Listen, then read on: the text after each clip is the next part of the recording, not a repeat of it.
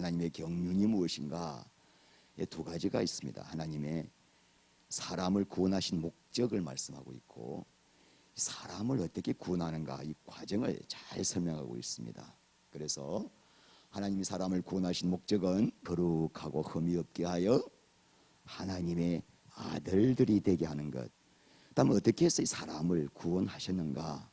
그래서 성부 하나님은 모든 구원의 시나리오를 다 짜시고 계획하셨다는 거죠. 그래서 창세전에 택정하셨다. 성자 예수님은 우리 이 하나님의 구원의 목적을 이루기 위하여 사람으로 오셔서 십자가에 못 박혀 피 흘려 죽으셨습니다. 믿습니까? 피 흘려 죽으신 것은 다만 우리 죄를 용서하신 것만이 아니라 죄를 이길 수 있는 근세도 주셨다. 7절 그의 은혜의 풍성함을 따라 속량 곧 죄 사함을 받았느니라. 할렐루야. 죄 용서만 받은 것이 아닙니다. 죄를 이길 수 있는 근세를 주셨어요. 어떻게 해야 우리가 이 근세 받습니까? 오직 예수를 믿음으로. 어떤 걸 믿습니까? 예수님이 나의 죄를 위하여 죽으신 구원주요, 나도 그 예수와 함께 죽었음을 믿을 때, 이 믿음을 가질 때 누가 역사하십니까? 성령님이 우리 안에 오셔서 우리의 안에 새로운 생명으로 거듭나게 하시는 거예요. 거듭나게 하시는 것이 아니라 우리 안에 계셔서 계속 생명과 진리의 길로 인도하시는 이 성화의 과정을 밟게 하시고, 세상 끝날까지 내가 너와 함께하여 이 구원의 목적을 반드시 이루어 가시는 분은 누굽니까? 성령 하나님이시죠. 자, 그러므로 성령님의 가장 큰 일은 우리 안에 새 생명으로 거듭나게 하시는 겁니다. 새 생명으로 거듭나게 되면은, 고양이 생명으로 태어나면은 쥐잡기가 문제가 아니죠. 자, 하나님의 생명으로 거듭나면은 이 죄를 쥐잡듯이 잡을 수 있는 뭐가 주어진다? 하나님의 생명의 근세가 주어지기 때문에 이 능력으로 우리가 죄와 세상을 이길 수 있다라고 말씀하고 있는 것입니다. 여러분, 그래서 하나님께서 사람도 아버지의 생명, 아버지의 씨, 아버지의 DNA를 받으면은 아버지를 닮은 자식이 나옵니다. 우리 딸 보고 너 나 좀 닮아라라고 내가 부탁한 적 하나도 없습니다. 근데 왜 그렇게 이쁘기도 나를 많이 닮았는지 내 DNA, 내 씨가 들어간 거예요. 하나님은 예수를 믿음으로 성령님이 우리 안에 생명을 주셔서 하나님의 DNA, 하나님의 생명, 하나님의 씨로 거듭나게 함으로 하나님을 닮지 않으려고 해도 뭐요? 닮을 수밖에 없다. 할렐루야. 그래서 딸이 노력한 적 하나도 없어요. 내 닮으려고. 내 닮아지는 거예요.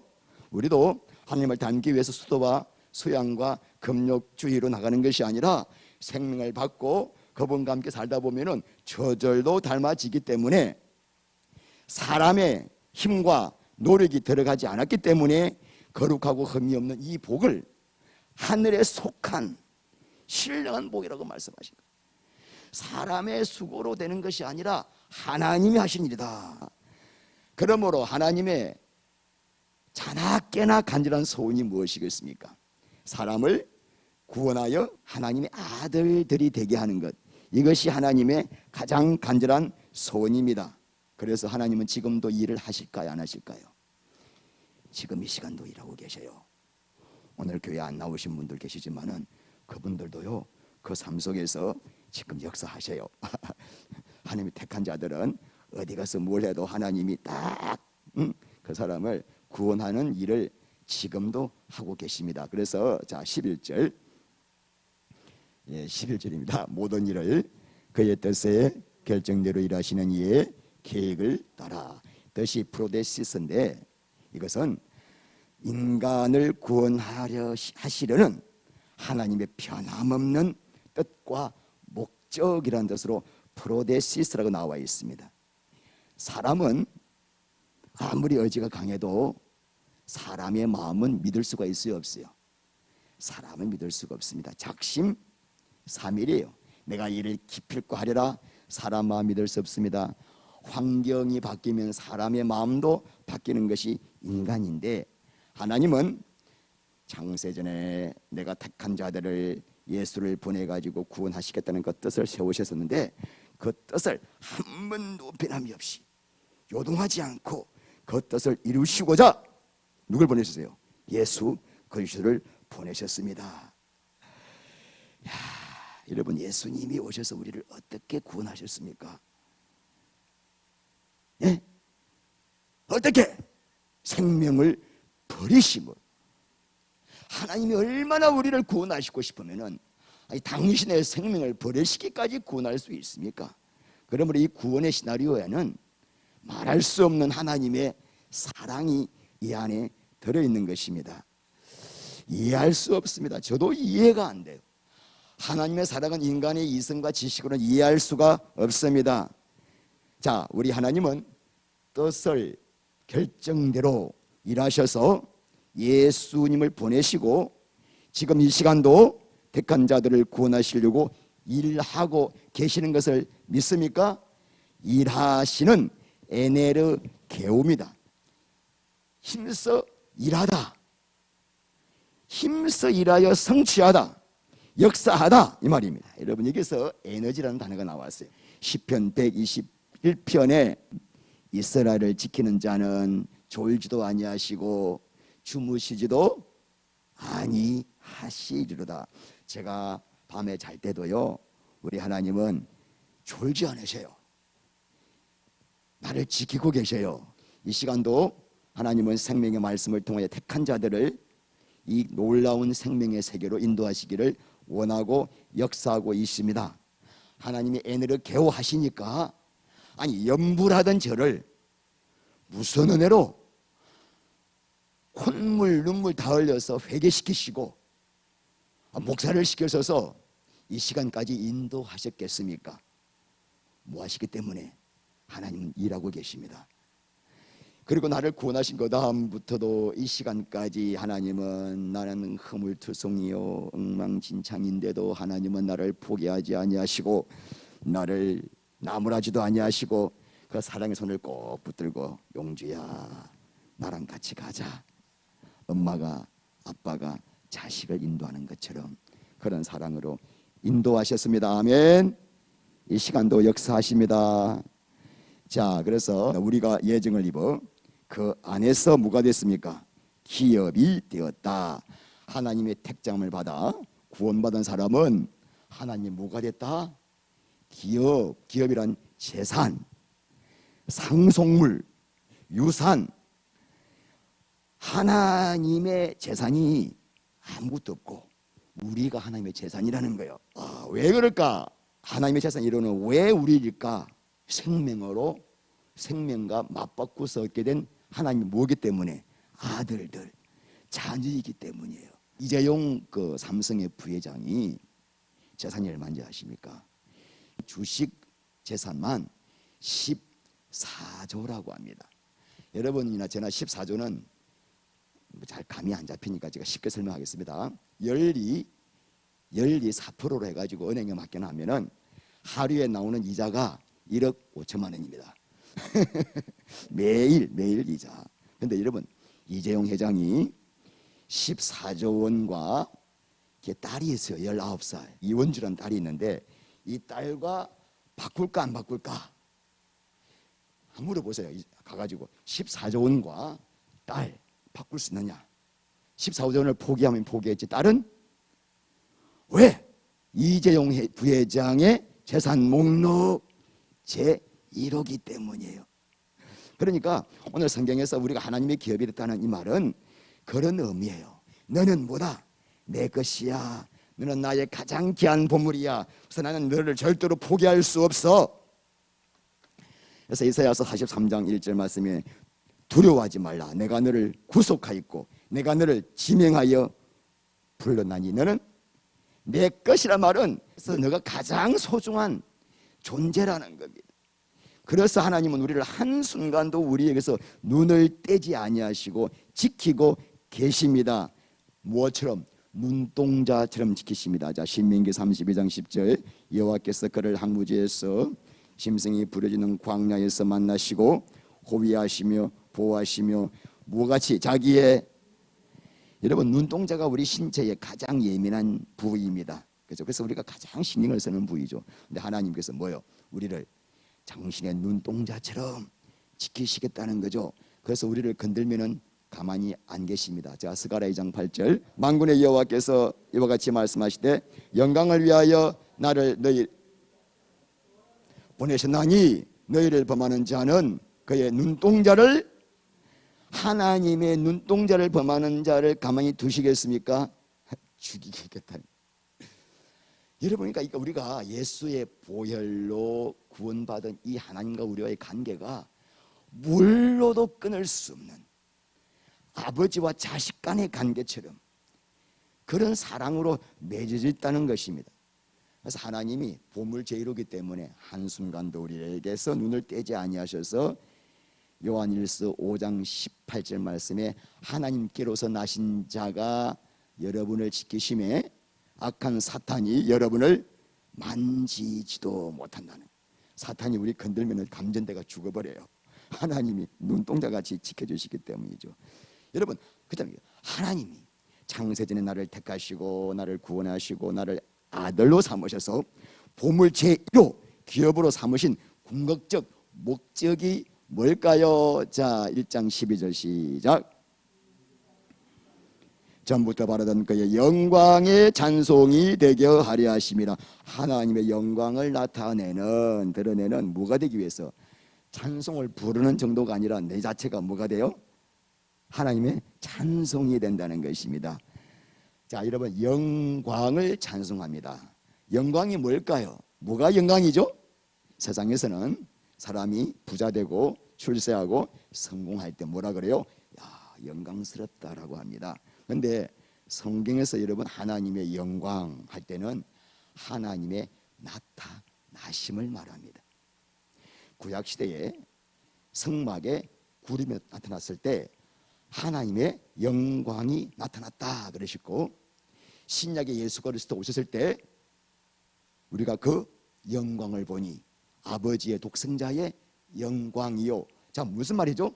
그 예수를 통하여 하나님이 나타나셨다는 것입니다. 그런데 하나님이 창세전에 누구를 통하여 영광을 나타나기를 원하셨을까? 원래 목적은 우리입니다.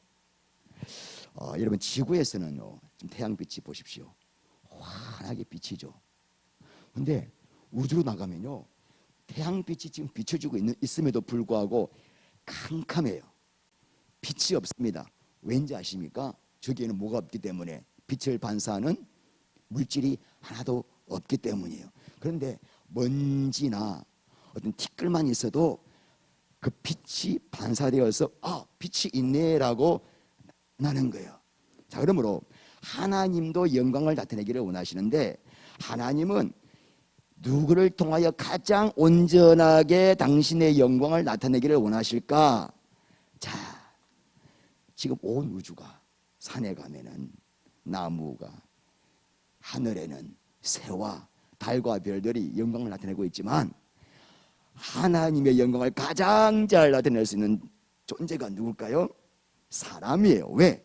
사람은 하나님의 형상으로 지음받았기 때문에. 그러니까 하나님은 어떤 천사도 아니에요. 우리를 통하여 당신의 영광을 나타내기를 원하셨고, 그 목적으로 사람을 지으신 것입니다. 자, 이사야 43장 7절, 내 이름으로 불려지는 모든 자 곧 내가 내 영광을 위하여 창조한 자를 오게 하라. 그를 내가 지었고 그를 내가 만들었느니라.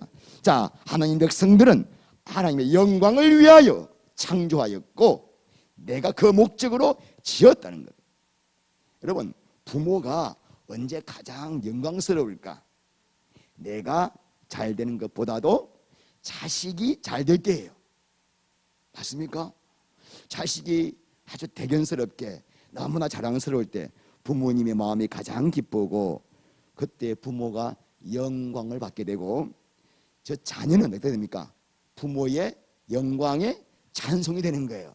자, 하나님께서는 그래서 소원이 뭐냐면은 이 우리를 우주 만물 중에 가장 영광스럽게 만들어서 하나님의 찬송, 영광이 되게 하시겠다. 우리를 통하여 영광을 드러내게 하시겠다는 거죠.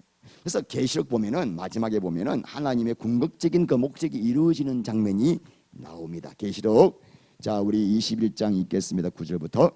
일곱 대접을 가지고 마지막 일곱 지향을 담은 일곱 천사 중 하나가 나와서 내게 말하여 이르되 이리 오라. 내가 신부 곧 어린 양의 아내를 내게 보이리라 하고 성령으로 나를 데리고 크고 높은 산으로 올라가 하나님께로부터 하늘에서 내려오는 거룩한 성 예루살렘을 보이니 하나님의 영광이 있어 그 성의 빛이 지각히 귀한 보스 같고 비겁과 수정같이 말대로. 여러분 보세요.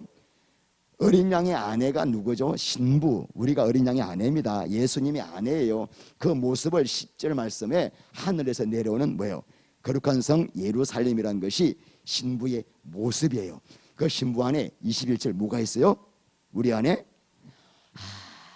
그리고 우리를 얼마나 아름답게 만드실지 막 우리 안에서 나오는 빛이 귀한 보석 같고 백옥과 수성같이 맑아서 천국에서 그냥 우리 존재가 너무 영광스러워서 하나님은 자식만 보면 배가 부르잖아요. 안 그래요? 나도 자식만 보면 배가 불러요.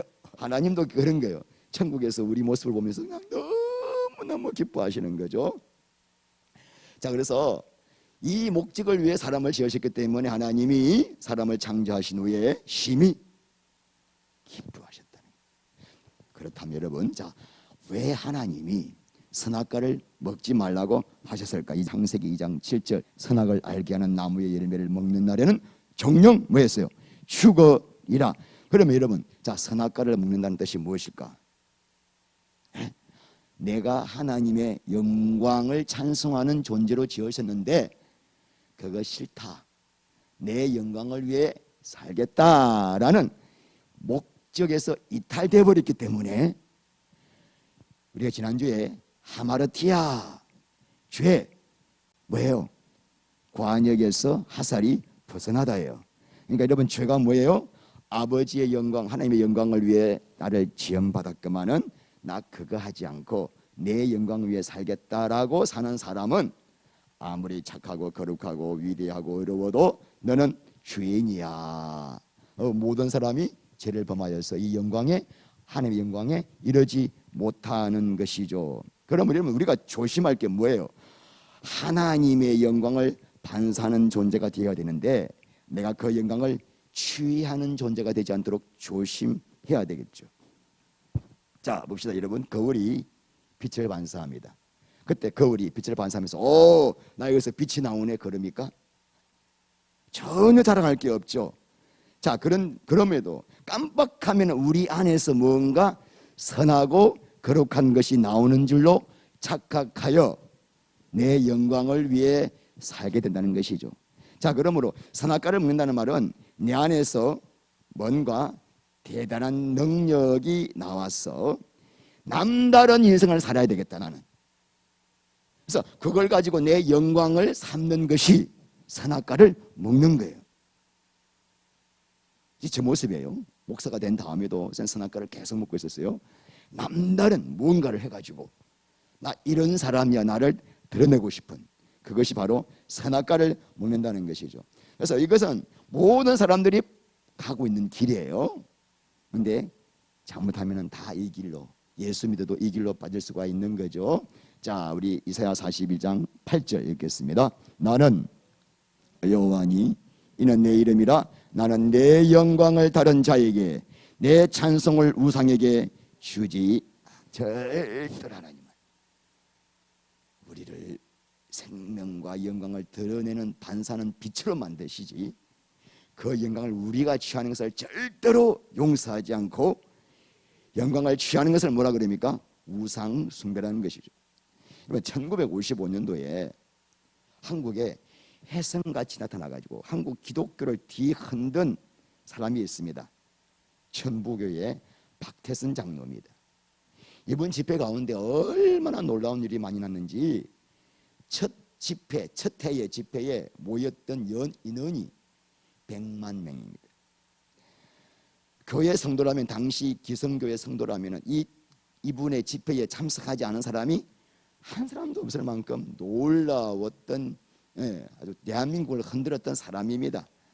기록에 보니까 기성교회 목사님 2,000명이 이분에 가가지고 안수 받았다고 기록이 나와요.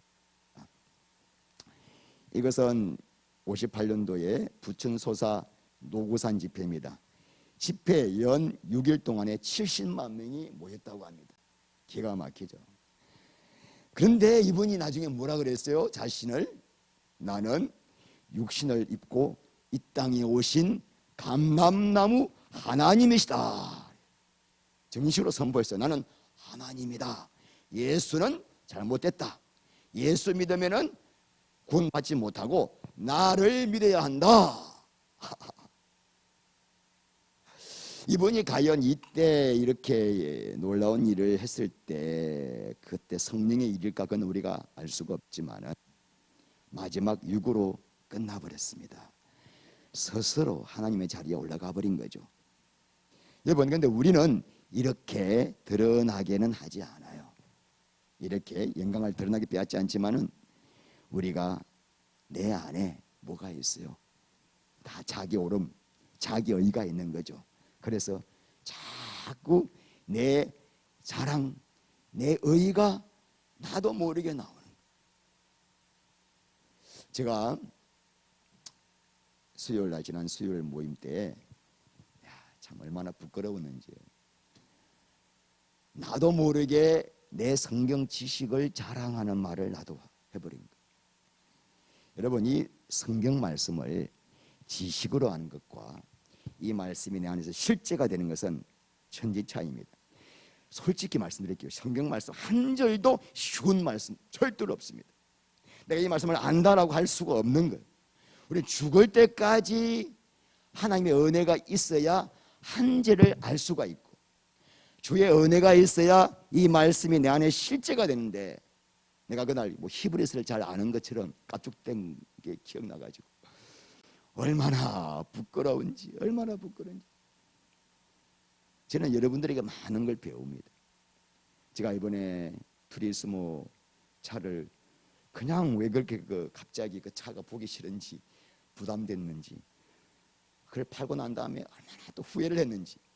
너무 싼 값에 팔았고, 그때 그 밤에 젊은 사람 3명이 와가지고 그 고생하는 거 보니까 아이고 하고 그냥 팔았는데, 팔고 나니까 이게 이제 너무너무 내가 잘못했다. 이게 교회 차라는 것은 한 달에 30만 원씩 7년간 6년간인가 72개월이면 6년 동안 계속 할부 넣어가지고 굉장히 그 참 귀한 차인데 내가 왜 이렇게 성급하게 팔았을까, 왜 이렇게 싸게 팔았을까 막 끙끙할 때가 집사님하고 통화가 됐어요. 근데 저분께서 하시는 말씀이, 목사님 그 차를 싸게 사갔으면 누군가가 잘 타시겠죠. 그 말에 제가 확 녹아버렸어요. 와, 맞아. 그분들 누군가 내 차를 잘 타고 다니까 생각하면은 왜 나는 이 생각을 못했는가. 저런 여러분들에게 늘 배웁니다. 이 목사도 너무나 부족한 게 많아가지고. 그래서 여러분, 우리의 평생 제목이 뭡니까? 하나님, 내가 주의 영광을 취하지 않고 영광을 반사하는 뭐가 되라? 거울이 되게 하는 겁니다. 마지막으로 여러분 하나 먼저 더 하고 마치겠는데, 그렇다면 이제 제일 중요한 부분입니다. 하나님은 어떤 사람을 통하여 당신의 영광을 드러내실까? 예? 자, 어떤 사람? 궁금하잖아요. 누구를 통해서 영광 드러내시지? 재주와 능력이 많고 뭐든지 출중하게 뛰어난 사람이 아니라, 하나님 앞에서 내 안에는 선함도 거룩함도 가능성도 없는 자기 의가 끝난 사람을 통해서 하나님이 영광을 반사한다는 겁니다. 다른 말로 심령이 가난한 사람이 천국이 저희 것이며. 여러분, 예수를 믿고 난 다음에 왜 이렇게 나에게 고난이 많지? 시련이 많지? 그건 뭐 하기 위해서예요? 자기의 의를 끝내기 위해서요. 그래서 하나님의 영광의 반사체가 되기 위해서입니다. 제가 목사가 된다 또 왜 이렇게 나는 부족할까? 왜 이렇게 연약할까? 왜 이렇게 실수가 많을까? 너무 낙심되었어요. 솔직히 말씀드리면 제 안에 많은 갈등이 있었습니다. 그런데 성경에서 답을 찾았어요. 자기 의를 끝내어 더 이상 자기를 신뢰하지 않고 하나님을 의지하여 마음이 가난한 자가 되게 하기 위해서 하나님은 그 자를 통해서 빛을 반사시키시는 거죠. 그런데도 깨어있지 않으니까 이렇게 급작스럽게 내 의가 바삭 튀어나오는 거예요. 여러분이 아무리 노력해도 바꿀 수 없는 허물이 있죠. 실수가 있죠. 단점이 있죠. 약점이 있죠. 자, 그러면은 그것 때문에 너무 힘들지 않으세요? 아, 왜 나를 이렇게 지으셨나? 기도해도 안 바뀌고 용월수도 안 바뀌고 왜 그럴까? 근데 여러분, 사실 그런 모습은 여러분에게 잘못이 있어요, 없어요? 잘못이 없어요. 왜? 내가 아버지 어머니로부터 태어나가지고 아버지부터 받은 유전인자가 그거예요. 그러면 우리 아버지 어머니를 쭉 올라가면 누가 있어요? 아담과 하와가 있어요. 누구 책임이에요? 그러면 여러분이 바뀌지 않는 그 안에 본성 때문에, 연약함 때문에, 허물 때문에 머리를 쥐어뜯고 죽어야지 이렇게 하실 필요가 없어요. 하나님은 그런 모습을 통하여 나에게는 의로움이 없네, 선함이 없네, 거룩함이 없네, 하나님을 더 신뢰하기 위해서 허락하셨구나라고 생각하시면 됩니다. 그리고 그런 연약한 모습도 카이로스, 하나님의 때가 되면은 하나님이 바꿔주실 거예요. 솔직히 저 너무너무 힘든 저의 모습, 안 되는 나의 모습, 보니까 진짜 내가 잘못한 게 하나도 없어요. 우리 어머니를 보니까 우리 어머니가 제가 100이라면 우리 어머니 200이었어. 우리 어머니에서 물려받은 거예요. 네. 왜 이런 DNA가 왔습니까? 내가 너를 내 반사체로 쓰기 위해서. 너가 연약해야 주님의 영광이 나타나기 때문이죠. 그러므로 교회는 여러분 내 연약함을 뭐 하는 곳이에요? 자랑하는 곳이에요. 내가 겉으로 이렇게 그럴듯하게 보여도 나는 너무나 허물이 많습니다. 너무나 나에게는 연약함이 많습니다.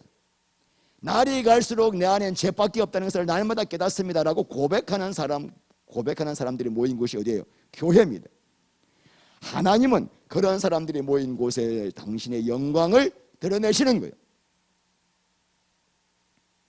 이런 바울같이 신령한 사람이 있겠습니까? 바울같이 삼청천 낙원까지 가가지고 도저히 사람의 말로 표현할 수 없는 것을 보고 들은 사람이에요. 자, 그런데도 바울에게 뭐가 있었습니까? 육체에 가시예요. 가시라고 하는 것이 스콜롭스인데, 스콜롭스가 뭐냐면 색 갈고리 같이 예리하고 뾰족한 것을 말합니다. 그러므로 육체의 가시란 바로 뭘 말할까요? 바울의 육체를 갈고리처럼 확 찔러서 아프게 만드는 그런 육체의 질병을 가지고 있다는 거죠.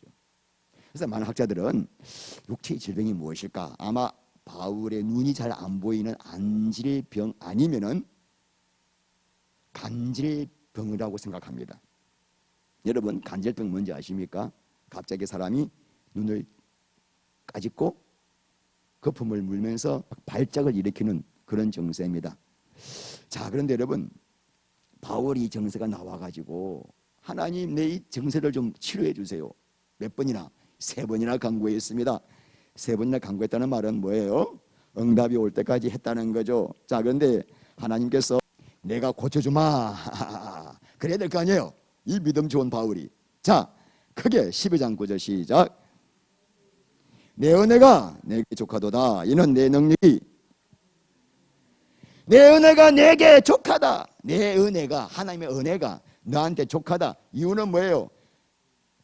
내 능력은 누구에게서 나타납니까?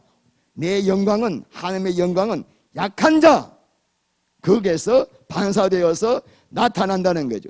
이 말 듣고 난 다음에 바울이 아이고 하나님 그래도 병은 고쳐주셔야죠 하지 않고 자, 시작. 그러므로 기뻐함으로 나의 여러 약한 것들에 대하여 자랑하리니 이는 내게 머물게 하려 함이라.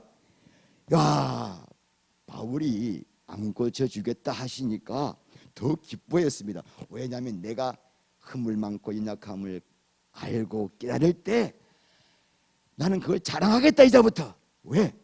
그래야만 약한 거자 가운데 능력과 영광이 머물고 그분을 통해서, 그 사람을 통해서 영광과 능력이 나타나기 때문이에요. 야, 그래서 여러분 사도 바울이, 자, 우리 7절 읽겠습니다. 여러 계시를 받은 것이 지극히 크므로 너무 자만하지 않게 하시려고 내 육체의 가시 곧 사탄의 사자를 주셨으니 이는 나를 쳐서 너무 자만하지 않게 하려 하심이라. 사도 바울이 계시를 받은 게 너무나 많다 보니까 하나님이 교만하지 않게 하시려고 뭘 주셨어요? 육체의 가시, 사탄의 사자를 주셨다. 그래서 여러분 중에 나는 왜 이렇게 허물이 많지, 인작함이 많지, 이것은 나를 교만하지 않게 하고 하나님의 영광을 반사하는 존재로 서시려고. 자, 그래서 우리 너무나 귀한 말씀 있죠. 자, 고린도서 1장 27절 이하에 그러나 하나님께서 미련한 것들을 택하사 지혜 있는 자들을 부끄럽게 하시고 세상에 약한 것들을 택하사 강한 자들을 부끄럽게 하려 하시며 세상에 천한 것들과 멸시받는 것들과 없는 것들을 택하사 있는 것들을 피하려 하시나니 이는 아무 육치라도 하나님 앞에서 자랑하지 못하게 하려 하심이라.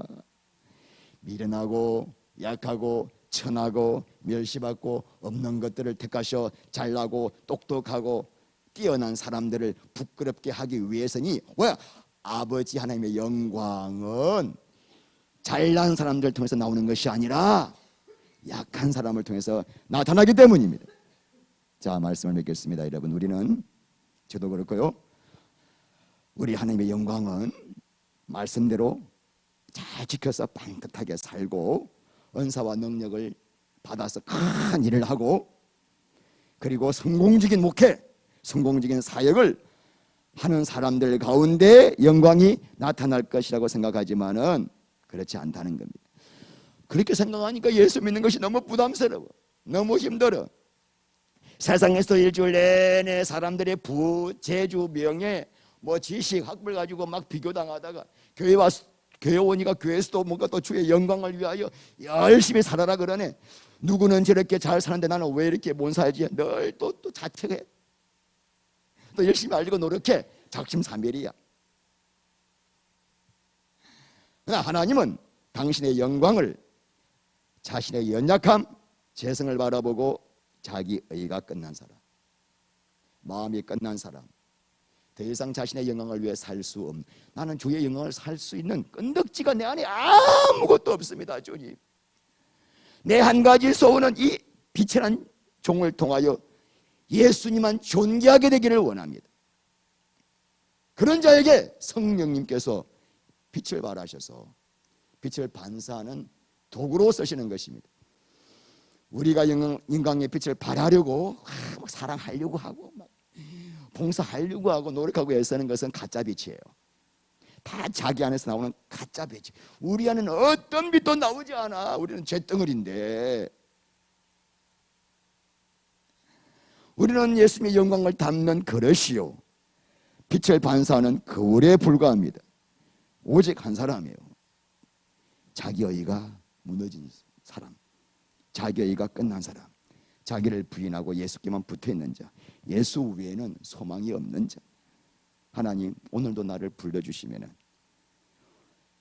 내가 죽는 그 순간까지 찬송하다가 죽게 하옵소서. 소망이 없는, 예수 외에는 소망이 없는 사람, 그 자를 통해서 영광을 바라게 하시는 거죠. 이런 놀라운 은혜와 주님의 복을 주실 하나님을 영원토록 찬양하고 감사합니다. 우리 하나님 감사합니다. 얼마나 우리가 영광을 만들어내려고, 빛을 내 안에서 만들어내려고 나답과 아비후처럼 다른 불을 사용했는지 모릅니다.